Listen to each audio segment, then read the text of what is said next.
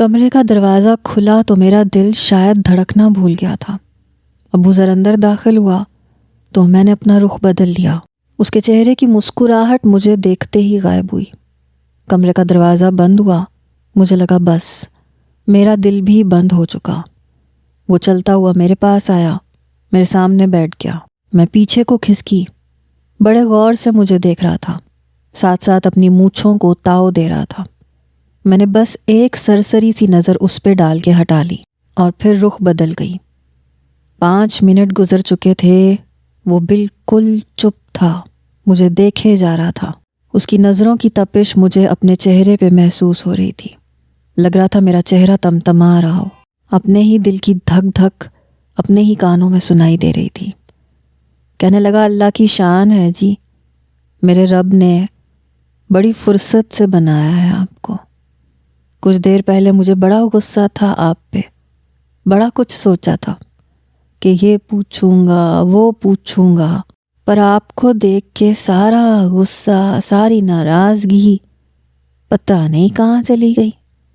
اپنی قسمت پہ رشک آنے لگا ہے جی، اور مجھے اپنی قسمت پہ صرف افسوس ہو رہا تھا۔ عدن جی، آپ کو پتہ ہے پتنگ کا پیچا ابو ذر آج تک نہیں آ رہا۔ سامنے کیسا بھی مائی کا لال آ جائے منہ کی کھا کے جاتا ہے۔ آپ سے جیتنا بھی میرے لیے مشکل نہیں تھا، پر جی آپ کے لمبے گھنے بالوں نے گڑبڑ کر دی۔ ایک نظر پڑی، پلٹنا بھول گئی۔ پہلی بار دل بے اختیار ہوا تھا، پہلی بار اپنی ہار اچھی لگی تھی جی۔ کچھ پل تو یہ بھی یاد نہیں رہا کہ میں تھا کہاں پہ۔ بڑے سونے ہو جی آپ، کسی کے بھی ہوش اڑا سکتے ہو، ورنہ ابو ذر کا دل کسی پہ آ جائے بڑی مشکل بات ہے جی۔ میں نے کوئی جواب نہیں دیا، اپنا رخ بدلے بیٹھی رہی۔ عدن جی، ادھر میری طرف دیکھو نا جی، میری آنکھوں میں دیکھو، آپ کو اندازہ ہو جائے گا کتنی محبت کرتا ہوں آپ سے۔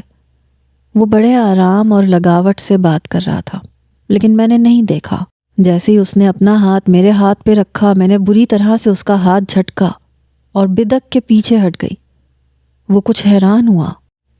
چھونا مت مجھے، دور رہو۔ میں اس کی بڑھتی ہوئی وارفتگی دیکھ کے ڈر رہی تھی۔ کہنے لگا، اچھا جی، نہیں آتا آپ کے پاس، مجھے پتہ ہے آپ کو کچھ وقت چاہیے ہوگا، پر آپ سے باتیں تو کر سکتا ہوں۔ اب ہاتھ پکڑنے کی اجازت تو آپ کو دینی پڑے گی، میرا بھی تو خیال رکھنا آپ پہ فرض ہے۔ ہاتھ تو ضرور پکڑوں گا جی، منہ دکھائی کی انگوٹھی بھی تو پہنانی ہے۔ یہ کہہ کے اس نے اپنی ہتھیلی میری طرف بڑھائی۔ میں اور بھی پیچھے ہٹ گئی۔ نہیں پلیز میرے قریب مت آنا۔ میں کب سے ضبط کر رہی تھی، اس لیے رونے لگی۔ پلیز میرے قریب مت آنا۔ مجھے پتا ہوتا کہ تم یوں میرے پیچھے پڑ جاؤ گے تو کبھی پتنگ اڑانے افیرا کی چھت پہ نہ آتی، تمہیں اپنا چہرہ کبھی نہ دکھاتی۔ میرے رونے پہ شاید وہ پریشان ہوا۔ کہنے لگا، اچھا رونا تو بند کریں نا جی، آپ ابھی مجھے جانتی نہیں ہیں، جب جان جائیں گی تو آپ کی سوچ بھی بدل جائے گی۔ میں نے کہا، میں بہت اچھی طرح سے جانتی ہوں تمہیں، اور میری سوچ کبھی نہیں بدلے گی، پلیز مجھ سے دور رہو۔ کہنے لگا، اچھا ٹھیک ہے، نہیں آتا پاس، مجھ سے ڈرنا تو چھوڑو نا عدن جی۔ میں اٹھ کے کھڑی ہو گئی، مجھے چینج کرنا ہے، یہ کہہ کے میں الماری کے پاس چلی گئی۔ وہ وہیں بیڈ پہ بیٹھا مجھے دیکھنے لگا۔ میں نے اپنے کپڑے نکالے اور واش روم میں چلی گئی۔ روتے ہوئے منہ دھویا، کپڑے تبدیل کیے، زیورات بھی اتار دیے۔ باہر آئی تو وہ ابھی بھی وہیں پہ بیٹھا تھا، مجھے ہی دیکھ رہا تھا۔ میں نے سارے زیور ڈریسنگ ٹیبل پہ رکھ دیے، بیڈ سے تکیا اٹھایا اور صوفے پہ جا کے لیٹ گئی۔ اپنی آنکھیں بھی بند کر لیں۔ وہ بھی بیڈ سے اٹھ کے کھڑا ہو گیا۔ آپ جی، بیڈ پہ آپ لیٹ کے سو جاؤ، صوفے پہ میں سو جاؤں گا، اٹھو جی یہاں سے۔ وہ میرے سر پہ کھڑا تھا۔ نہیں، میں یہیں ٹھیک ہوں۔ نہیں جی، مجھے اچھا نہیں لگ رہا، آپ بیڈ پہ سو جاؤ، بے فکر رہو جی، وقت دوں گا جی آپ کو۔ انسان کو ایک دوسرے کو سمجھنے میں وقت لگتا ہے، میں جانتا ہوں۔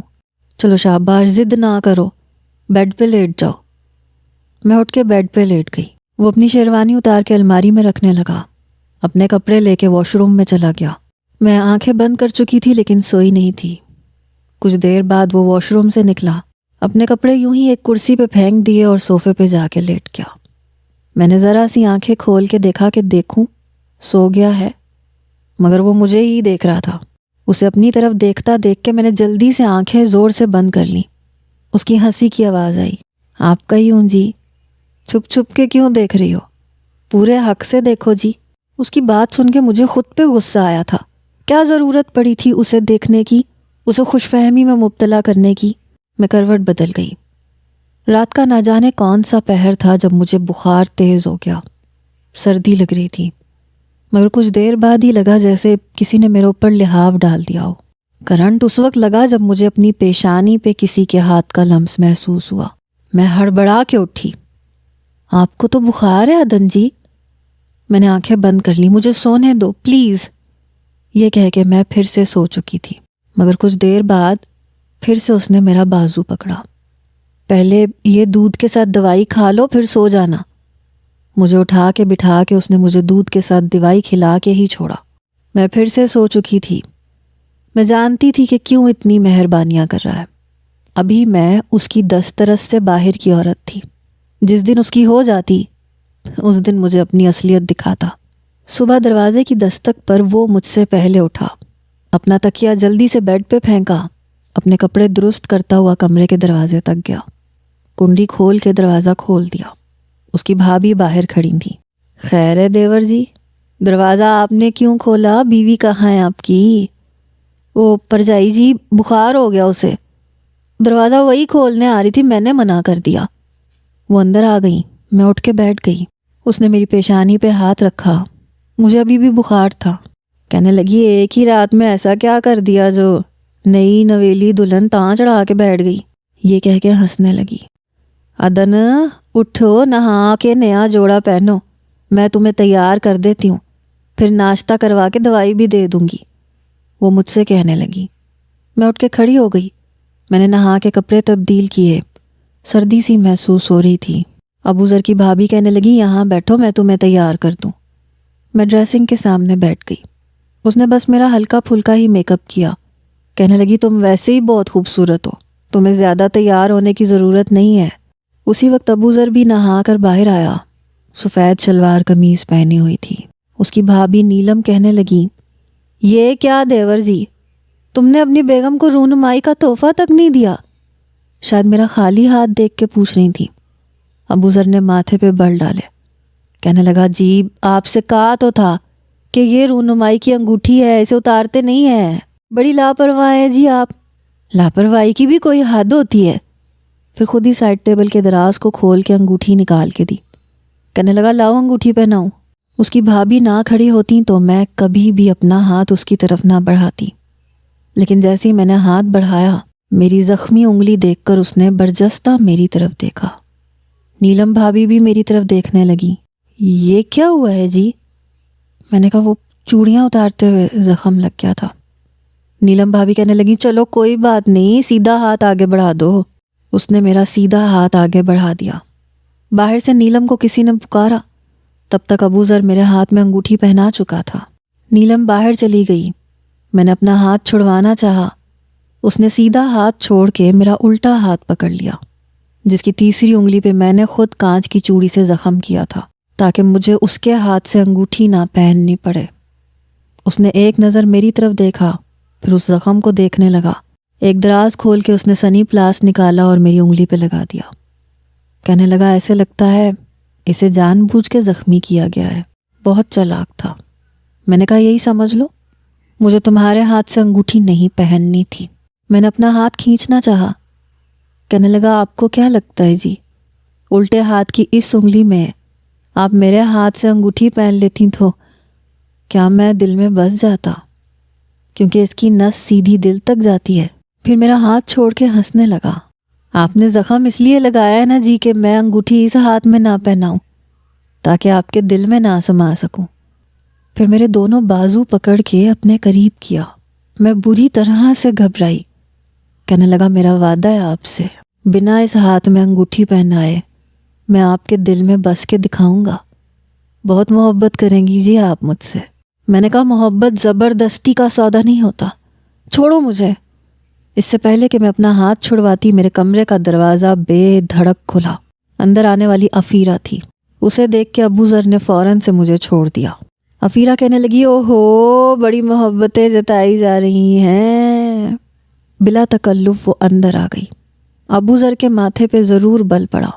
کہنے لگا، کسی نے تمیز نہیں سکھائی تجھے کہ نئے شادی شدہ جوڑے کے کمرے میں دروازے پہ دستک دے کے آتے ہیں؟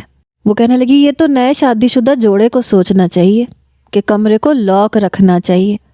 ویسے بھی آج تک عفیرہ کبھی تیرے کمرے میں دستک دے کے آئی ہے جو اب آئے گی؟ وہ بالکل عین ابو ذر کے سامنے کھڑی ہوئی۔ مگر آج کے بعد آنا پڑے گا، آئندہ دروازہ کھٹکھٹا کے اجازت مانگ کے آنا۔ وہ میرے پاس آ کے کھڑی ہو گئی۔ کہنے لگی، بڑی پیاری لگ رہی ہو، ویسے ماننا پڑے گا عدن، ایک ہی رات میں بڑا روپ چڑھا ہے تجھ پہ، تجھ سے تو نظریں ہٹانا مشکل ہو رہا ہے۔ ابو ذر کہنے لگا، بھابھی کہو، بھرجائی ہے تمہاری۔ وہ ہنسنے لگی، کہنے لگی، نا جی نا، میں تو اسے عدن ہی کہوں گی، کیونکہ میری یہ سہیلی ہے۔ نہ میں نے تجھے کبھی بھائی سمجھا ہے، نہ میں ایسا کوئی رشتہ نبھاؤں گی۔ اپنی آنکھوں کا کاجل اس نے اپنی انگلی پہ لگا کے میرے رخسار پہ لگا دیا۔ نظر نہ لگے میری پیاری سی سہیلی کو۔ میرے چہرے پہ بدنما کالا رنگ کا داغ لگا کے وہ جا چکی تھی۔ ابو ذر نے اپنے انگوٹھے سے وہ نشان ہٹا دیا۔ کہنے لگا، آپ باہر جاؤ جی، سب کے ساتھ ناشتہ کرو۔ میں باہر چلی گئی۔ پورا دن مختلف قسم کی عورتیں میرے پاس بیٹھی رہیں۔ رات کو ولیمہ تھا جس میں پورا محلہ شامل ہوا تھا۔ بہت بڑے پیمانے پہ انتظام کیا گیا تھا، لیکن خواتین کا الگ اور مردوں کا الگ۔ عفیرہ میرے برابر میں ہی بیٹھی رہی، ٹھنڈی آہیں بھرتی رہی۔ مجھے یہ سمجھ نہیں آتی تھی کہ آخر اسے ابو ذر میں نظر کیا آتا ہے۔ شاید بے وقوف تھی، مجھ سے پوچھتی میں کس اذیت سے گزر رہی تھی۔ بہرحال کمرے میں آتی میں اپنے کپڑے تبدیل کر چکی تھی، یہاں تک کہ بیڈ پہ لیٹ چکی تھی۔ جب ابو ذر کمرے میں آیا، میرے پاس آ کے کہنے لگا، آج تو طبیعت ٹھیک ہے نا؟ آپ کو بخار تو نہیں ہے؟ میں نے کہا، میں ٹھیک ہوں، اگر اجازت ہو تو سو جاؤں۔ کہنے لگا، کیسی باتیں کر رہی ہیں جی آپ کا جب جی چاہے سو سکتی ہیں۔ میں نے کہا، بہت شکریہ۔ سب مہمان اپنے اپنے گھروں کو جا چکے تھے۔ ولیمے پہ بس کچھ دیر کے لیے ہی میری پھپھو اور میرے والد کچھ مہمانوں کے ساتھ آئے تھے۔ کھانا کھایا اور چلے گئے۔ پھپھو تو میرے پاس بیٹھی تک نہیں۔ میرے والد بھی چپ چپ سے تھے۔ بس ایک بار مجھ سے پوچھا کہ بیٹا تم خوش تو ہو؟ میں نے اس بات میں سر ہلا دیا۔ ایسے شخص کے ساتھ میں کیسے خوش ہو سکتی تھی جس کا کردار کھلی کتاب کی طرح میرے سامنے تھا اور بہت برا تھا۔ ابو ذر کی والدہ کا رویہ میرے ساتھ بالکل بھی اچھا نہیں تھا۔ مجھے کچھ کہتی نہیں تھی، لیکن ماتھے پہ بل ڈالے مجھے غصے سے دیکھتی رہتی تھی، کبھی نفرت سے دیکھتی تھی۔ البتہ اس کی چھوٹی بہن مجھ سے باتیں کرتی رہتی تھی۔ میری کوشش یہ ہوتی تھی کہ میں کمرے میں دیر سے جاؤں، تب جب وہ سو جائے، یا جلدی چلی جاؤں اور سو جاؤں۔ جلدی میں نے کچن کا کام بھی سنبھال لیا تھا۔ کئی بار وہ مجھ سے کہتا تھا کہ کھانا کھا لو پھر باہر چلتے ہیں، گھومتے پھرتے ہیں، لیکن میں صاف انکار کر دیتی تھی۔ مجھے تمہارے ساتھ کہیں نہیں جانا۔ تمہیں بس مجھے پانے کا شوق تھا نا، تم نے مجھے پا لیا، بس اتنا کافی ہے۔ اپنے دل پہ پتھر رکھ کے میں نے تمہیں اپنایا ہے، اس سے زیادہ کی آزمائش نہیں دے سکتی میں۔ میری بات سن کے چپ ہو جاتا تھا، پھر مسکرانے لگتا۔ چلو کوئی نہ جی، جب دل صاف ہو جائے گا تو تب چلی جانا، زندگی پڑی ہے جی۔ میں کوئی جواب ہی نہیں دیتی تھی۔ 4 دن تو میں نے فینسی جوڑے پہنے، لیکن اس کے بعد سادہ لباس پہننے لگی۔ کئی بار اس کی والدہ مجھے ٹوک چکی تھی کہ تم یہ کیا بنی بیٹھی رہتی ہو، شادی شدہ ہو، ہاتھوں میں چوڑیاں پہنا کرو، تھوڑا بہت زیور پہن لیا کرو، تیار ہوا کرو، لگتا ہی نہیں ہے اس گھر کی بہو ہو۔ میں نے کہا، مجھے ایسے کپڑے پہننے کی عادت نہیں ہے۔ کہنے لگی، کسی کو نہیں ہوتی، شادی کے بعد کرنا پڑتا ہے۔ میں ان کی بات ایک کان سے سن کے دوسرے کان سے نکال دیتی تھی۔ زیادہ غصہ آتا تو اپنے آپ کو کمرے میں بند کر لیتی، نہ اس کی بہن سے سیدھے منہ بات کرتی، نہ اس کی والدہ سے۔ وہ ابھی گھر پہ آیا ہی تھا۔ میں نے کھانا لگایا تو میری ساس نے میری کلائی پکڑی اور ابو ذر کے سامنے لا کے مجھے کھڑا کر دیا۔ اپنی مرضی سے بیوی بنا کے لایا ہے نا اسے، تو اسے سمجھانا بھی تیرا کام ہے۔ کیوں یہ گھر میں کسی بیوہ عورت کی طرح رہتی ہے؟ اللہ سلامت رکھے تجھے. پوچھ اس سے کیوں اس کی کلائیاں سونی پڑی رہتی ہیں, تیار کیوں نہیں ہوتی یہ؟ اس کی بھابھی بھی وہیں بیٹھی تھی, چھوٹی بہن بھی, یہاں تک کہ اس کا بڑا بھائی, اس کے والد صاحب بھی بیٹھے تھے. اس نے بڑے غصے سے میری طرف دیکھا لیکن بولا کچھ نہیں. لیکن میری ساس چپ نہیں ہوئی. بولتا کیوں نہیں ہے, پوچھنا اس سے. ہمیں تو نے صاف کہہ دیا تھا کہ تیری بیوی سے ہم کچھ بھی پوچھ نہیں سکتے, اسے کچھ کہہ نہیں سکتے, تو تیری ذمہ داری ہے نا. کس بات کا سوگ بنا رہی ہے یہ؟ شادی تیرے ساتھ اس نے پسند کی ہے تو یہ ڈرامہ ہے. سارے خاندان میں ہمیں کیوں بدنام کر رہی ہے جیسے اس کے ساتھ کوئی بہت بڑی زیادتی ہو گئی ہے. کہنے لگا اماں بس بھی کر دیں, سمجھا دوں گا. آج کے بعد وہی کرے گی جو آپ چاہتی ہیں. ہر انسان کو وقت چاہیے ہوتا ہے, ایک ماحول سے نکل کے دوسرے ماحول میں آئی ہے. یہ تو نہیں نا کہ رسم و رواج کے نام پہ آپ اس پہ بوجھ ڈال دیں. آہستہ آہستہ رنگ جائے گی ہمارے رنگ میں. میری ساس کہنے لگی مجھے نہیں لگتا ابو ذر, مجھے نہیں لگتا یہ ہمارے طور طریقے اپنائے گی.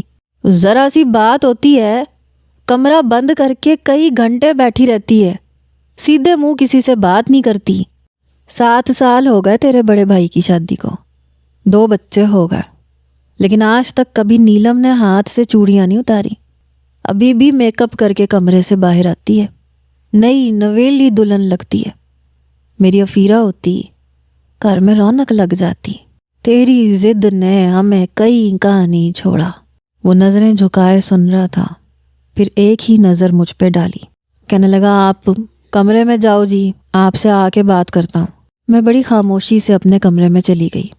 اس کے غصے سے میری جان نکلتی تھی. خود کو جتنا مرضی مضبوط بنانے کی کوشش کرتی تھی لیکن دل کانپتا تھا.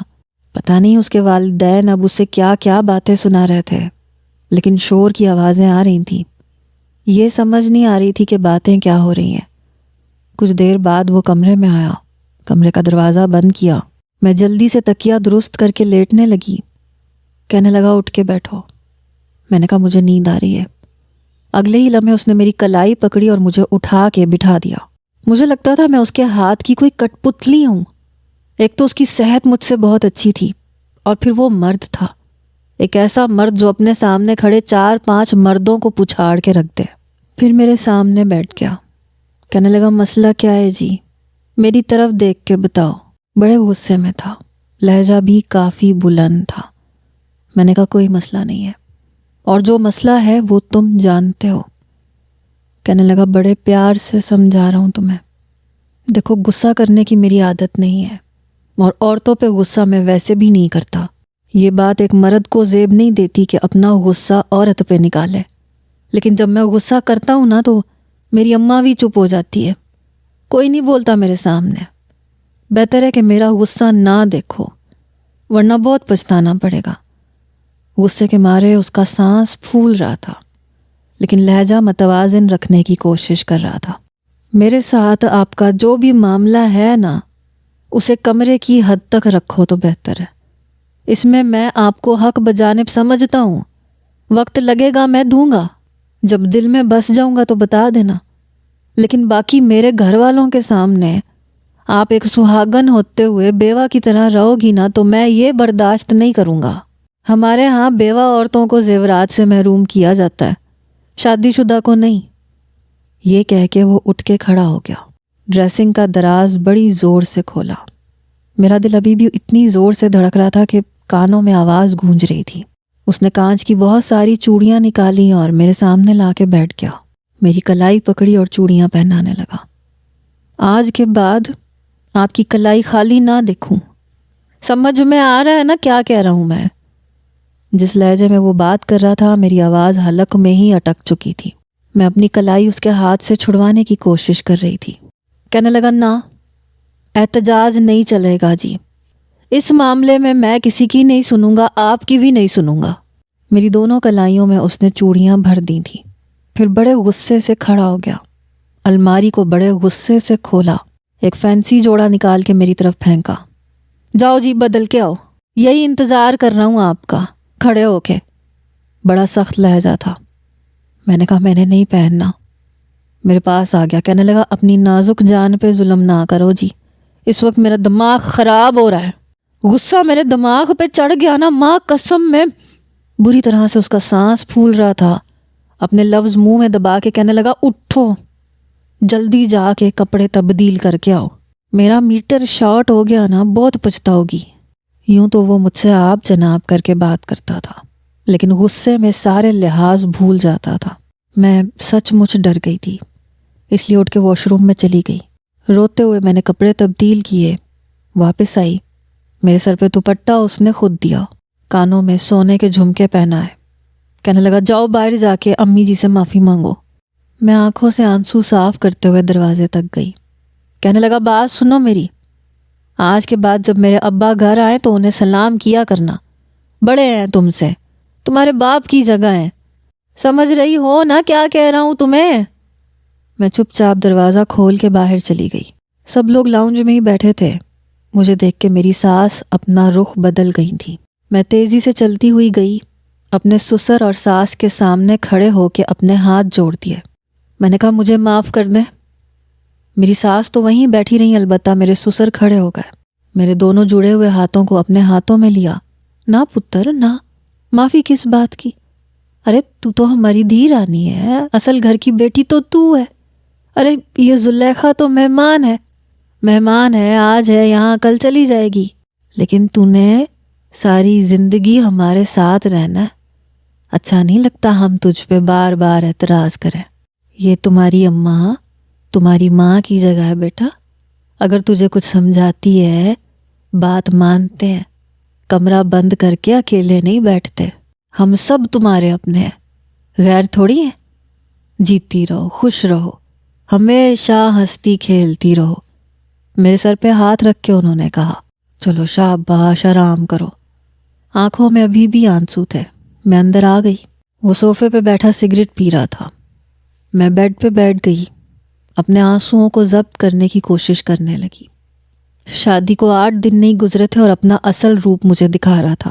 افیرہ صحیح کہتی تھی, میری زندگی آزمائشوں سے بھر جائے گی, اور آزمائشیں تو شروع ہو چکی تھیں. میں نے کہا اجازت ہو تو کپڑے تبدیل کر لوں, مجھے ان کپڑوں میں نیند نہیں آئے گی. کہنے لگا ہاں جی کر لو, کمرے میں آ کے آپ کی مرضی ہے, جو دل میں چاہے کرو, بس کمرے سے باہر ویسے رہو جیسے نیلم بھابی رہتی ہیں. میں جانتا ہوں آپ الگ ماحول سے آئی ہو, لیکن ہر لڑکی شادی کے بعد الگ ماحول میں ہی جاتی ہے, چاہے برادری میں ہی کیوں نہ جائے. تھوڑی بہت ماحول کی تبدیلی تو آتی ہے, کچھ نہ کچھ تو ہر لڑکی کرتی ہے, بس اتنا ہی ایڈجسٹ کرنا پڑے گا, اس سے زیادہ نہیں جی. میں نے کپڑے تبدیل کیے. بڑی بے دردی سے چوڑیاں اتار کے میں ڈریسنگ پہ پھینک رہی تھی. وہ ماتھے پہ بل ڈالے مجھے دیکھ رہا تھا. میں بھی اپنا غصہ اتنا تو اپنے اندر نہیں رکھ سکتی تھی, اس لیے غصے کا اظہار چوڑیاں اتار کے کر رہی تھی. کہنے لگا بس اتنا خیال رکھنا جی کہ آپ کو زخم نہ آئے. آپ کے ہاتھوں پہ میں زخم کا نشان برداشت نہیں کروں گا. میں نے اپنے آنسو صاف کیے اور بیڈ پہ لیٹ گئی. لگ رہا تھا جیسے غلامی کی زندگی جی رہی ہوں. ایسے نہ بیٹھو, ایسے مت اٹھو. پورا دن میں نے اپنی ساس کے ساتھ ہی گزارا تھا. تیار ہو کے کمرے سے نکلی تھی, جیسا انہوں نے کہا ویسا پکا دیا.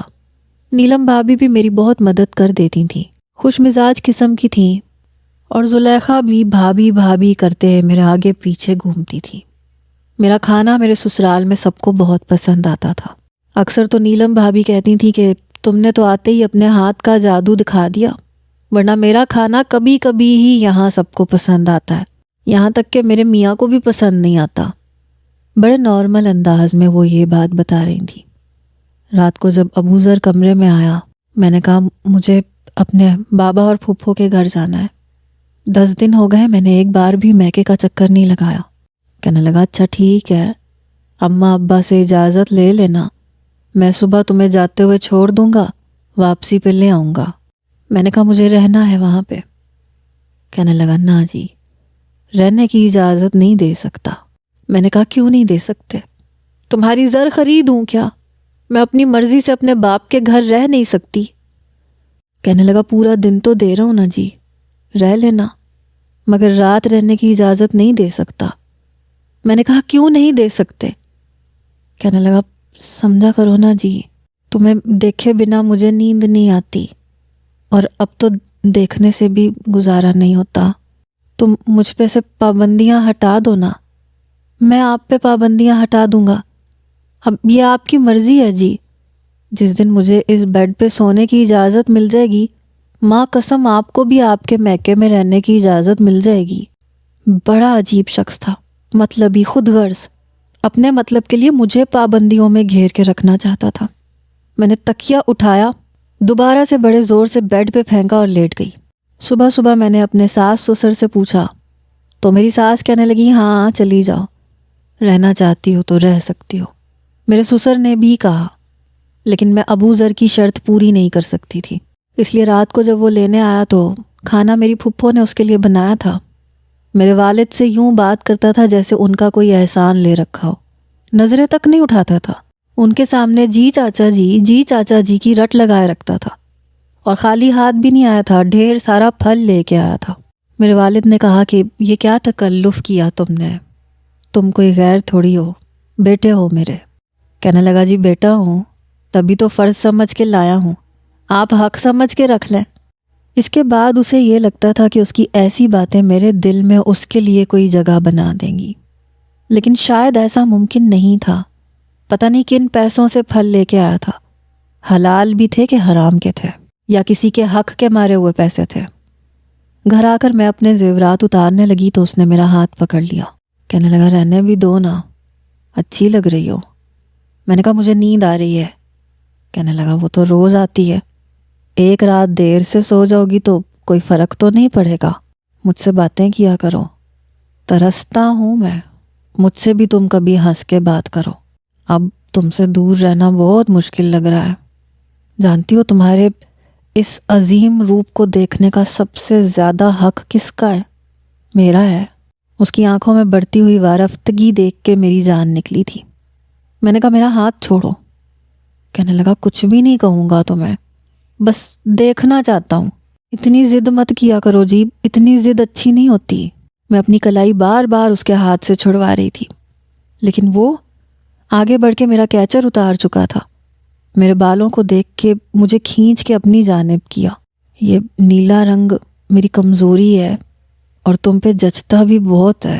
جب یہ جوڑا خریدا تھا تو جو تصور تمہارا باندھا تھا اس سے کہیں زیادہ حسین لگ رہی ہو، اس لیے تھوڑی سی زبردستی تو بنتی ہے۔ میں نے کہا میرے قریب مت آنا ورنہ۔ کہنے لگا ورنہ کیا، اتنا اچھا نہیں ہوں میں، آج بہت اچھی لگ رہی ہو، آج ایسے نہیں چھوڑ سکتا۔ یہ کہہ کے مزید میرا ہاتھ کھینچ کے مجھے اپنے حصار میں لے چکا تھا، اپنے سینے کے ساتھ لگا چکا تھا، اور مجھے لگا بس اب وہ مجھے چھوڑے گا نہیں۔ کہنے لگا یقین نہیں آتا، لگتا ہے کوئی حسین خواب دیکھ رہا ہوں۔ میں اس کے سینے پہ بمشکل اپنے ہاتھ رکھ چکی تھی، اسے خود سے دور کرنے کی کوشش کرنے لگی۔ اگر تم نے کچھ بھی کرنے کی کوشش کی نا تو یاد رکھنا بہت پچھتاؤ گے تم۔ کہنے لگا چیلنج کر رہی ہو جی مجھے چیلنج مت کرنا، میں تمہیں محسوس کرنا چاہتا ہوں، تمہاری دھڑکنوں کو اپنے اندر سننا چاہتا ہوں۔ احتجاج کرو گی جی تو میرے اندر کا انا پرست مرد جاگ اٹھے گا، پھر انجام کی ذمہ دار تم خود ہوگی۔